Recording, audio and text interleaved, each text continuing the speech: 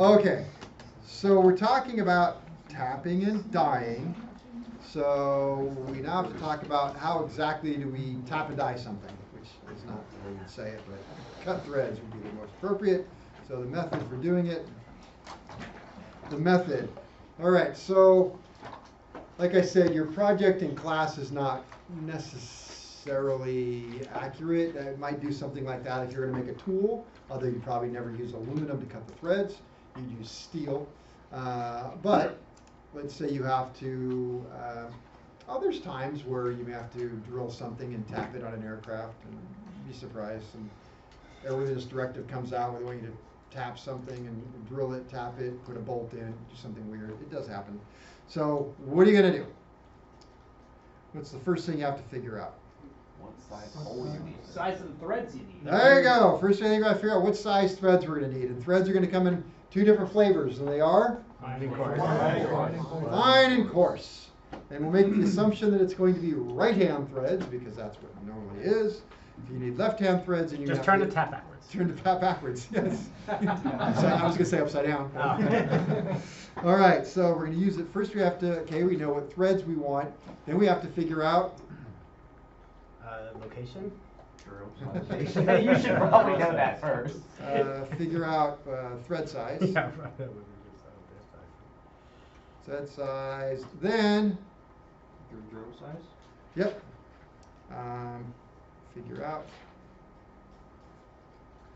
Figure out hole size. All right, and how are we going to figure out the hole size? A chart. Yep. So we're going to use a tap chart. Memorizing that. Tap chart.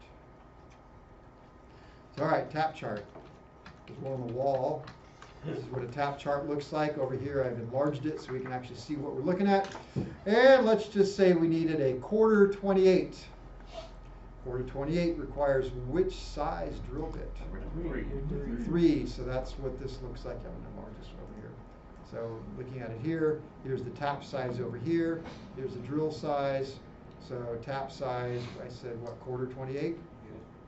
So quarter 28 right there, quarter 28 corresponds over here to a number 3 drill bit. Drill, I can't believe this wasn't in my notes for drills. Which sizes do drills come in? Letters, numbers, fractions. Did Phil go over that? Yeah. Yay, Phil, okay. That's why I didn't have to do it, because he already did. All right, so in this case, it's going to be number 3, which is a 0.2130. What about 5/16 18? Yeah. Foxtrot. Okay, so we're going to figure out what size hole to use. Then we are going to drill a hole. All right. I can't believe I'm going to write that. Okay, so then we're going to drill a hole. Well, I can't thread it, sir. Why can't I thread this hole? Okay, once our hole is drilled, then what are we going to do? Tap it. Tap it. Tap it. Of course, we're going to clean Oil out it, the threads, deburr deburr it. Dress the hole. Dress the hole, yes. Don't make it weird. And then we're going to tap it. Which tap are we going to use? The right size tap. Well, there's 3 different types. Which one? Taper tap. Taper tap. Tapper.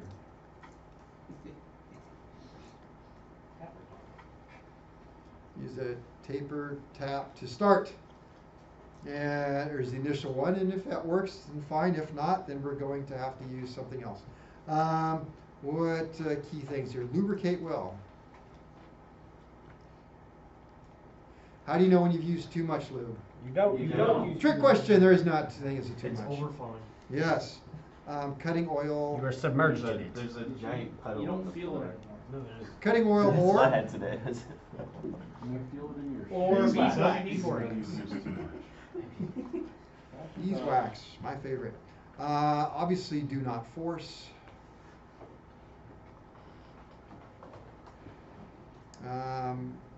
About 1/2 to 3/4 turn forward, and then back off.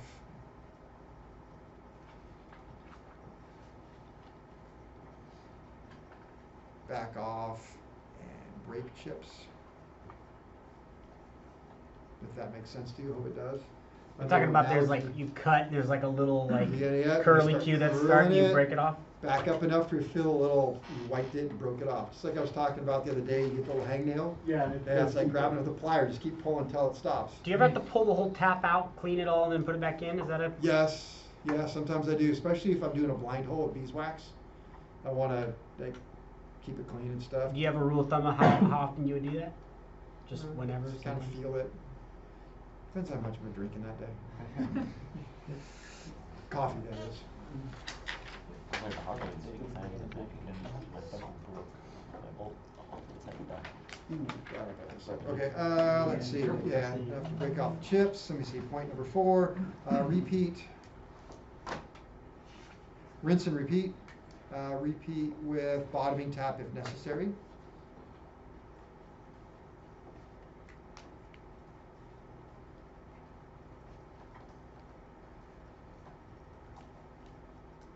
All right, good point here. If you are cutting pipe threads,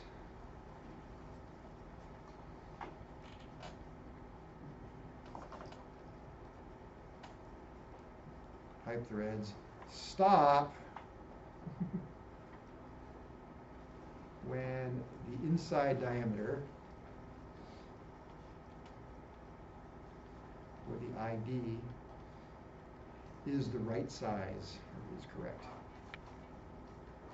Because when you're tapping with a pipe tap, they're obviously wedged to match the pipe threads. And the more you go in, the wider the hole gets. And so if you're not paying attention, before you know it, you will have gone really deep with this pipe thread and pull it out and go, ooh, and then you'll take a plug or whatever's supposed to go in there, and it goes all the way in and it hits on that little shoulder. So I don't quite understand how you say stop when you're. it will go all the way up until this part right here is touching the metal. And does that provide the seal? No. It does not. So you no longer have a seal, and you have ruined whatever you were working on because you have over threaded it, over tapped it. You get it? So you have to. No, I don't understand what you meant. They're tapered threads, no? Yes, pipe is tapered. So they're tapered. So how do you cut? Like, so imagine when you go to there, and then you keep using the tap, you go there, so now it's not like. The male end is Yeah. tapered like so, right? I'll just figure And it then the out. female end, Yes. it gets So more snug if the deeper you're, you go. you have a plate or something here, and you're trying to tap this hole, the more you go, they're shaped this way. And so that would be like a good size to fit in your plug. But if you keep going, you're going to take out material until it looks like that. And so it gets wider and wider the more you tap. It's like cutting the Oh, round it's stuff a, with too with the much tap. specific. Yeah, okay. With the it's pipe like, tap. It's like the. With the pipe tap, yeah. Yeah, because it's tapered, it keeps cutting. So then how do you know exactly when to stop? Well, what I've done in the past is if it gives you dimensions right here, fantastic. But I wouldn't even trust those. I tap until I get a depth of threads that would match what I'm doing. Mhm. Then I'll clean it and I'll put the part in and see how it fits and make sure I've gone far enough. And then judgment. Yeah.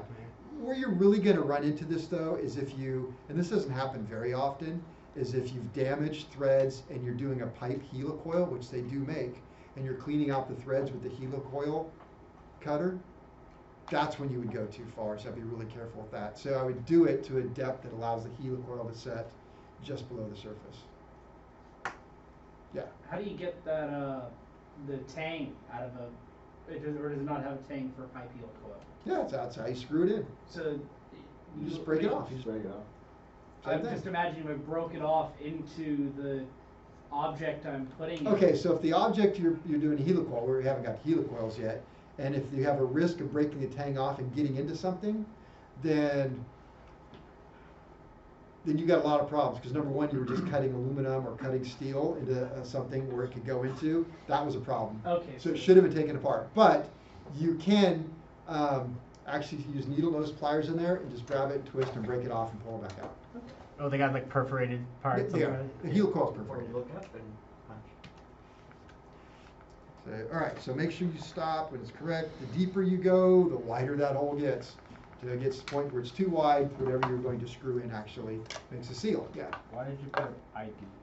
inside diameter. Inside diameter, ID, because I was just gonna write ID, then I thought nobody knew what that meant, then I'll say inside diameter, they'll put ID, then everybody will know that now. Alright, so we got that. There we go. You have your different holders. Let's see, then we have the dies. Yeah. This is my favorite one down here, because it's fixed and it works. Yeah. The other one's. You know, if it's too tight or it's too loose, whose problem is that? Whose fault is that? Not mine. This is my second favorite right here, because it's really, you can't do a lot of adjusting to it, and they're pretty much the right thing. I hate these, number one, because, Yeah, we know why. yeah, I hate so it too. hard. Yeah, you have to, you don't know, was it set up right when you got it? Was it too loose? Is it gonna work? Is it not gonna work? It's just like, it's too much work. I was using it upside down. My sister, I was. I didn't want to hit that button. There's no going back. All right, dies.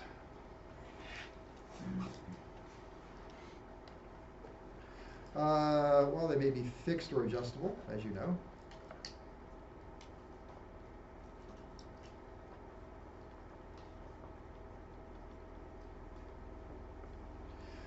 Most of you are doing a pretty good job at this, although nobody's really given me a real nice class 3 fit. Everybody's class 3 fit is like a 4.5. You said one was a 3. I know. But you know what you're not doing, which is really nice, is when you are cutting threads on a rod with the die, the threads in the die are also tapered to help you get started. And I showed you that the other day. So there's a starting way and then a knot. And so as you have that die, which is actually tapered to go help you get on the rod, follow? Yep. Right? Tapered, so it starts on the rod. And so when it comes down, the threads down here are going to be much wider than the threads up here, right? And so what I used to get is students would just cut all the threads and to a class 1, which is tight or loose, loose, and they would take the 2 and the 3 and they would just screw them down until it got into the taper section and stop when it felt right in the taper section. That's why it says in there you're supposed to go until it's flush on the bottom. So. And be an inch long. And be an inch long, yeah. So, fixed or adjustable. Let me see. I got a question on this, Yes. guys. If you're kind of dialing it in, and then you get it to exactly where you want it to, can you just go ahead and run the whole thing down? I'm not talking about like without stopping and backing up. I'm talking about like, do you have to incrementally cut your threads? No. You could once you get it set, you can just. Yeah, if you knew it was the right size, I would never mess with it. Okay. So, I don't even know if I should write this, but if adjustable, start. Let me see. Start with die in wide position. Start with it big, and then do this. Which kind of is backwards from what you and I just talked about. If you don't know what you're going to get and it's adjustable, I would loosen it up a little bit, make it wider. Or, I'm sorry, not loosen it. If it's an adjustable, you'd actually tighten it to open it more. What? No, No, you just loosen. It depends on which This one right here. That This that one will one, tighten, yeah. tighten to make it bigger. These right here, you loosen to make bigger. So, follow? Because that has the set screws. You tighten the set screw, it'll push these in. If you tighten this one, it spreads it out. Or just start with this one here, don't worry about it. Let's Do we see. have any of those at the tour? There's that one big red box. Yeah, adjustable, start with the die in the wide position and adjust as needed. And adjust. Needed to obtain proper class fit.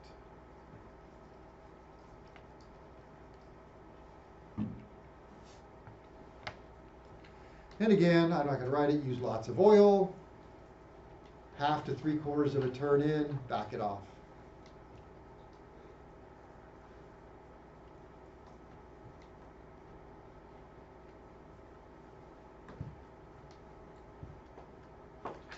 All right, thread repair. What do we got here for pictures? Thread repair. What do we use to repair threads? Heli-coil. All right. They are a stainless steel wound spring. And if you look real carefully right there, you can see that little notch. Oh, it's the break tank. That's the break-off point. Yep. So all of this right here breaks off and goes away. So thread repair, and that would be the heli-coil repair.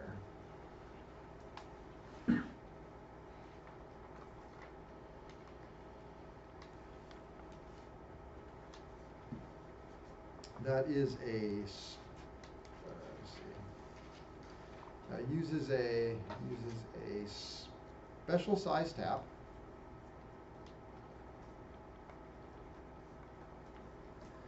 And stainless steel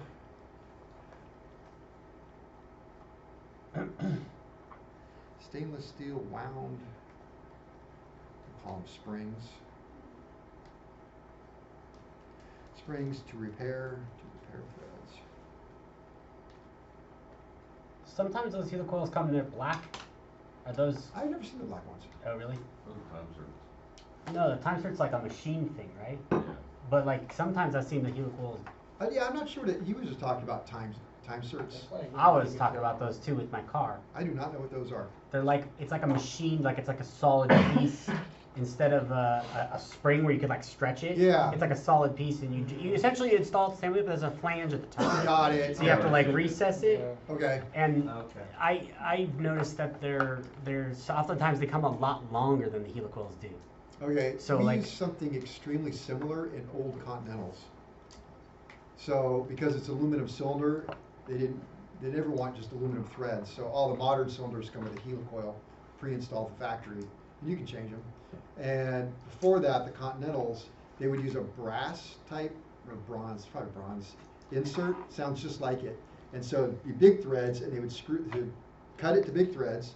They would screw this thing in, which then gave it more threads, and then you just drilled an 1/8 inch hole in it, pounded a brass rod in, and broke the rod off. That's what kept it from unscrewing.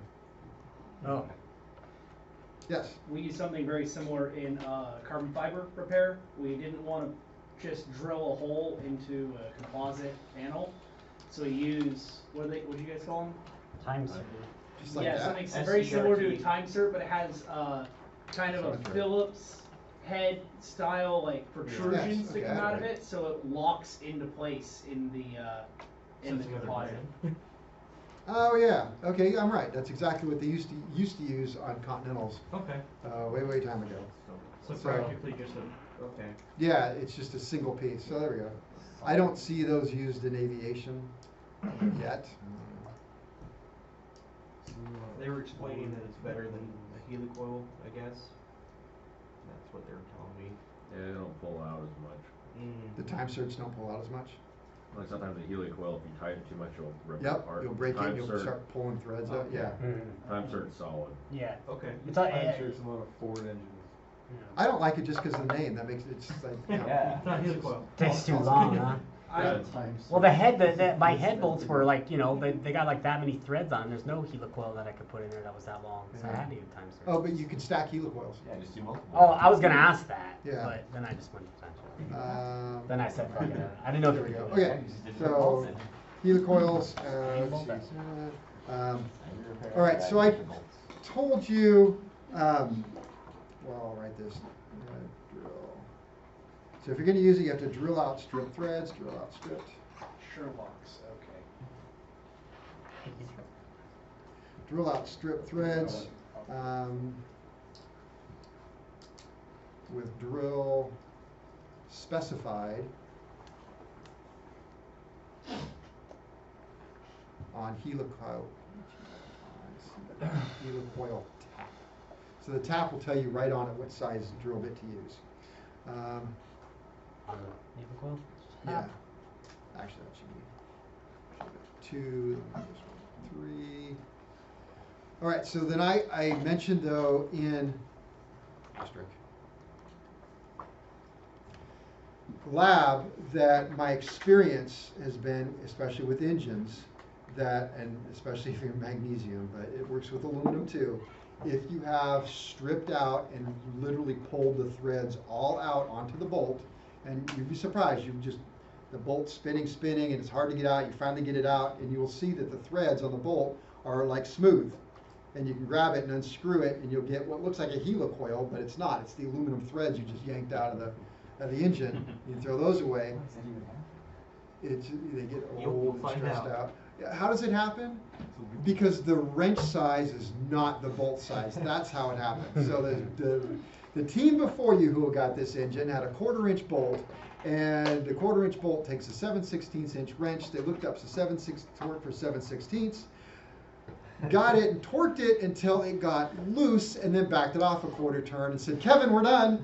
And then you're the next person who's going to get it, and you're going to be like, "Hey, this is stripped out." Let's put a next size up. Yeah, so you can't put the next size up because it's a part that goes on top of another part, and the bolt goes through, so you can't drill out. So anyway, that's how it happens. So it does happen, and even then, it just happens. I worked on antique engines, and it happens.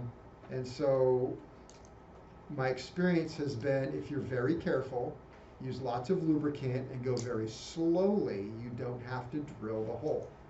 Don't know if that's the best advice I should be giving, but it was given to me by an old timer who pointed out that when you drill on an engine, especially it's on a stand or something, you can't get it perfect and you will get it offset. And when you get it offset, then the part that goes on next that the bolt goes through, it won't line up and won't fit, and you're going to have nothing but problems, and it'll leak and something will crack. So he said you're far better off just slowly going at it with the tap and tapping it out to the heli-coil size. And I don't think I've ever not been able to do that. So I'll just throw that out there. Let me Either see. way, be careful. You already screwed up once. Yeah. Then you tap with a special tap. Tap with special. Special tap, and then you insert heli-coil.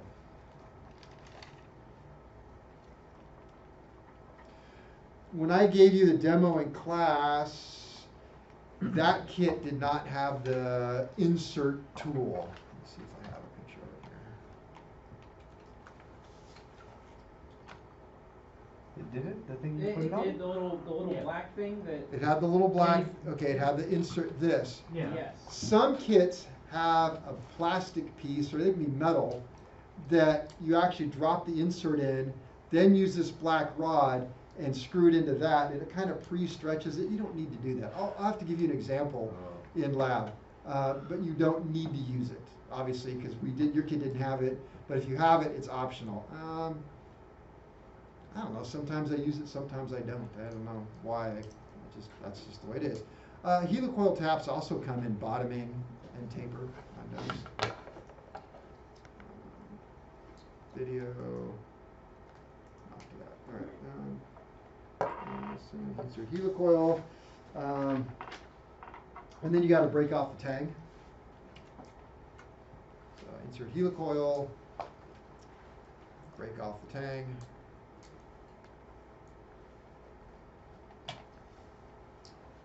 Make sure you know what happened to that tang, especially around engines. Don't like, oh, it went somewhere. You better know where it went. You don't want a piece of stainless running through the oil pump. Break off tang. When you are done, if you've done it correctly, the repair is as good, if not better, than original threads.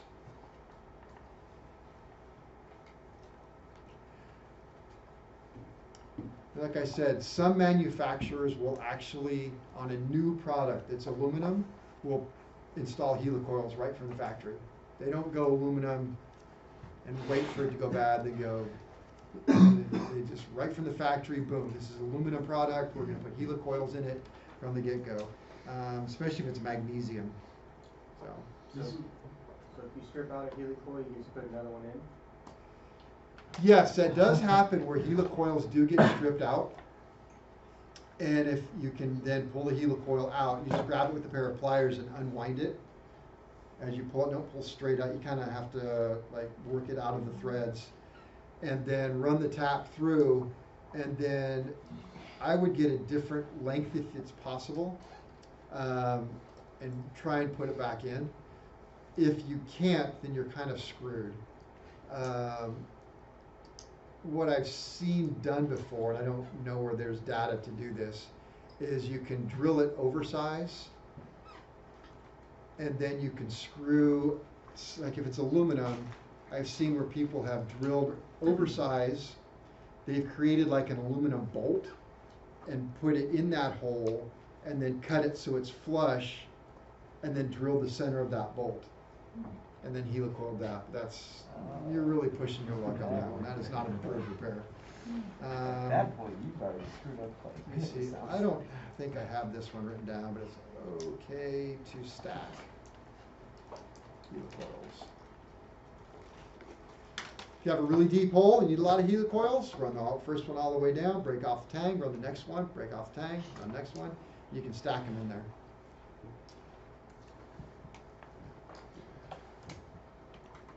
We're still maintaining that little bit under the surface of it.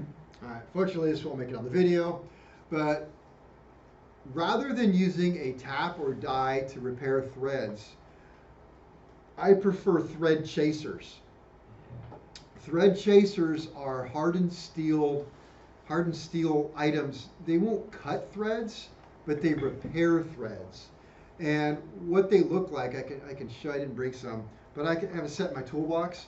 And so, like a 1/4 inch nut, or if you want to fix a 1/4 inch bolt, you go in there and you pull out the thing. It looks exactly like a nut, but it takes the wrong wrench.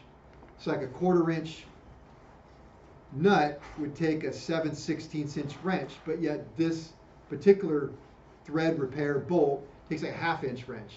And I think they do that just so you don't end up using it accidentally as a nut, because it looks just like one. But the threads are in it will cut, kind of, and so I use a thread chaser. So thread chaser, there's bolt thread chasers and nut thread chasers.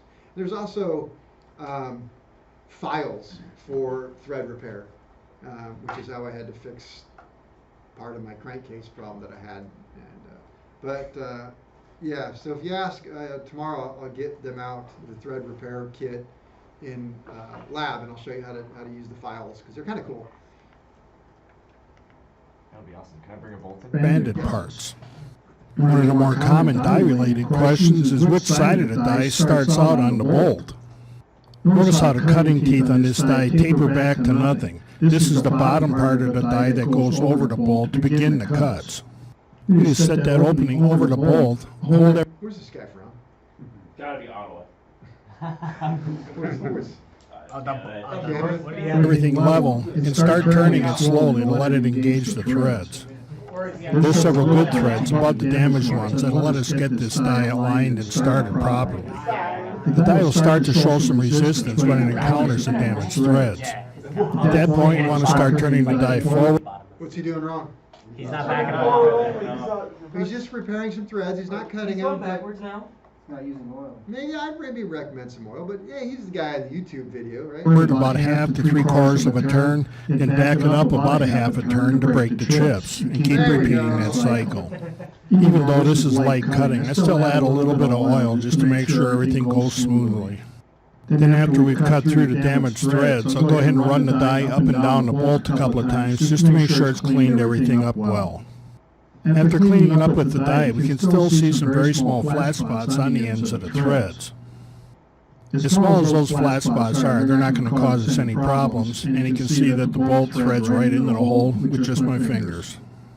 If this bolt is going to get a lot of stress, I would still get a new bolt and install that as soon as I could, but this will work What? Class 2. Oh yeah, I thought you said pause, dude. for now. When we strip the threads out of the inside of a hole, things can get a little more complicated. Sometimes you can just drill the stripped hole out and thread it for a larger fastener. But that's not always possible. A lot of times the piece that the bolt goes through that is holding on can't handle a larger fastener. We also have to be careful of what's around the hole that we're working with. If this was a whole cylinder head on a real racing engine, this would be a real big problem. For many thread repairs, heli-coils are worth their weight in gold. These little inserts let you drill out the bad threads, screw these in, and come up with the same threads that are in there before we stripped them out. And you make these inserts in all of the metric and standard inch thread designs and sizes. These single thread kits come with several inserts, an installation tool, and the tap you need for screwing this insert in. Everything in these heli-coil kits is very well made, from the taps to the insertion tool. But these little coils is where the real genius is with this system. The coils are made from tightly wound diamond-shaped wire. This tang on the end is engaged by the insertion tool and actually turns the insert in. And you can see the little notch next to the tang in the wire, and that's for snapping this tang off after it's installed. We'll see more on that a little later in this video. They even ground the end of the insertion tool square so you can put it in the tap handle. You have to use a specific size drill with each of the thread sizes in these kits, and that's listed on the package, and it's also printed right on the tap. For our 3/8/16 threads, we need to use a 25/64 drill bit, and I have that here. They're actually taking out very little material, and I know some guys can do this with a hand drill, but that isn't me. I have no problem recognizing that my drill press is way more accurate than I am. After coring the hole to make sure there's no debris in that, I can use the included tap to start cutting the threads. These taps may be cutting special threads for these inserts, but you use them like anything else. Go a half to a 3/4 of a turn forward, and then back it up a half a turn or so to break the chips, and keep repeating that cycle. And as we did with the bolt, once we cut all the threads, I go ahead and spin this tab down and up a couple of times just to make sure we clean everything up real well.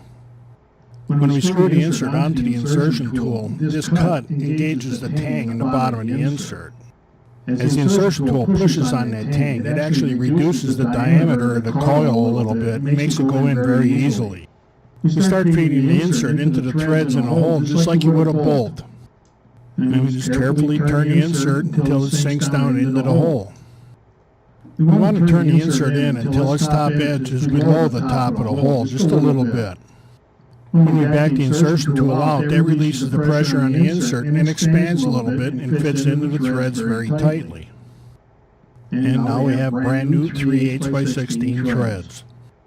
Remember that little notch next to the tang? Well, that's how we get rid of the tang if we have a through bolt or we need to stack the inserts for a long threaded hole. I just set a good size hex key down a hole, set it on the tang, wrap it with the hammer, and it's gone. After knocking off that tang, we can thread one bolt through one insert or stack inserts in a deep hole to really grab a long bolt. Knowing how to safely repair threads can save you a lot of money and a lot of time and a lot of frustration. Now I know anything can be used as a chisel too. Sounds Oh, like I didn't pause it. I'm gonna get in trouble from YouTube. Yeah. Where can you get heli-coils from? Heli-coils? Where do you get them from? Yeah. Anywhere. And I mean anywhere. So anywhere is airwood? Yeah, that's the weird thing about it. They don't make like aircraft grade helicoils. So you, And this is the. I kind of want to throw this out there too, and I was thinking about this earlier. What gives you the right to helicoil stuff? Wouldn't that be? It's okay. Would it be like The a- order, like, AD? Like, okay, so we've been talking a lot about fixing light combing engines, Mm-hmm. and you guys are going to helicoil. That's the manufacturer manual then. If light combing has a procedure in their manual for fixing the threads and says helicoil or thread insert, because that's a name brand, helicoil is, then you're allowed to do it. If they don't mention it in the manual, then you can't. If thread insert is more Or of a at general least term. an AD even. Or you've got to have some sort of data before you can do it. There's nothing in 4313s. Well, yeah, there's nothing in 4313, is there? So it's not the Probably manual. Hire I'm not DER and have them make an STC for you. Well, it would, yeah. But Or yeah, make you it can get OPSEC. DER, an engineering representative, but you say, be careful, just because you can doesn't mean that you can. Just because you have the ability to doesn't mean you can all the time, so. Let's do it. It So, just depends on the on way that to send it. manufacturer manual. And even if you could argue, well, the threads are better than original, you still don't want to get caught doing it if it Just wasn't because something you grade were A allowed. bolts are better than. Now, keep in mind, sometimes it's not as hard as you think to, let's say something on, Cessna or Piper or whatever went bad. And you need to heli-coil it. You're looking and nothing in the manual says you can do it. Call the manufacturer. Tell them what you got. Sometimes they'll just that fast go, yeah, what's your email? I'll send you over authorization. Like, what? Oh yeah, they have them right there. And anybody who calls and asks, I'll just whip it over. It says, heli-coil procedure. You're allowed to do it on this aircraft, and it's not a problem at all. So Okay. there are almost always ways to work around legally what you need to do. Sometimes it's expensive. I was doing a annual on a Piper, it wasn't that long ago, during COVID, and we had it up in the air, and I grabbed the nose gear, and it's clunk, clunk, clunk, clunk. It's not supposed to do that. And there was this bushing that was completely wore out up in there, and it's like, well, what are we going to do? And there was no repair procedure, but we came up with, called the manufacturer, and they're like, well, we don't have anything, you got to bush it. Well, we'll give you something for the bushing. Nope. So we had to hire a designated engineer, a DER representative, and we told him what we wanted to do. He wrote it up. I think we paid like $1,700. He sent us a letter. Who How paid? to do it. The customer paid $1,700. Sounds like You a guys paid easy- $1,700. You know how much they had to pay for me to? Oh man, it was a pain. I had to bush this thing, so I had to line bore it and bush it and ream it so that all these pieces came together when I was done. So that $1,700 compared to how much time I spent making a fixture and a jig, and welding stuff inside of this airplane that I could actually run a drill bit through straight was more money than that $1,700. So you actually have a line boring set up? I made one for that. Just have a drill bit, and I think I got a bunch of bushings that were the same size as the drill, and I welded it all together, and then I just went through like that. And you went on Shark Tank and retired. Yeah. Yeah, if you want to fix your Piper or whatever the hell that was, Arrow. All I right, got Hey, this Mark one for Cuban. get out of here. Okay. Are we still taking the test tomorrow? What? Are we taking the test tomorrow? No, Friday. But we're not even close to being done yet. But if you want to take one now, I can stop talking. No, I thought you said something about test tomorrow. We were just. I said if I was done today, we could potentially have that, but I still have, I'm not gonna take it time to, 1, 2, 3, 4, 5, 6, 7, I guess I got a whole lot of pages to go through, so maybe I won't be We can get all those. the way. Get through those by Yeah, yourself. we got 10 minutes. Just go really fast. If you're gonna do what Phil does and just, oh yeah, before we start the test, guys. Yeah, 5 minutes before the test. Oh, wait, no, I think the Seriously. test on Friday is, it's safety Drill bits and and drill safety. bits, so we are now into next week's material, which we never have time for, so. All right, continuing, okay, so heli-coils, any questions on heli-coils and thread repair? Everybody's good and can repair threads all on their own? Let's talk about hardware.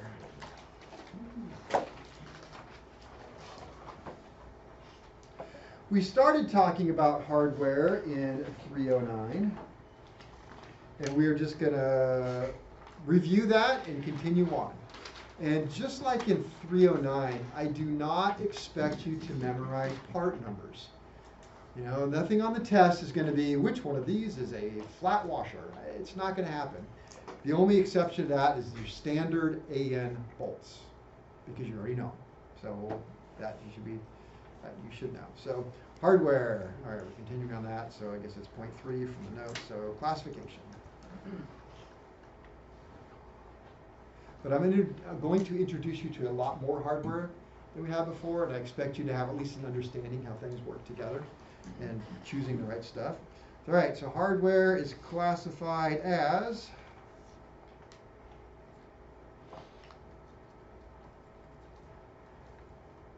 I don't know if classified is the right word, but that's how I'm going to use. First we have AN, which stands for? Army name. Thank you for getting that right.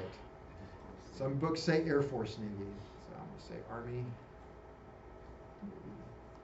As long as you get the Navy in there, I'm okay. Or Army Navy, since the standard was developed before World War II, and the Air Force was founded in 1947. 1947. All right, so you have AN, And really, I don't know, classified as, it's more like the prefix. Prefix designator, I think, is a better term. So we can have either an AN part numbered piece of hardware, or an MS, which stands for Military standard. military standard, mil spec, or NAS, National Aircraft Standard.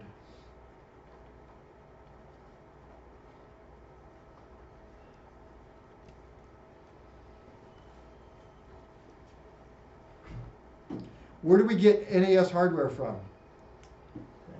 Not now. NAS. Napa.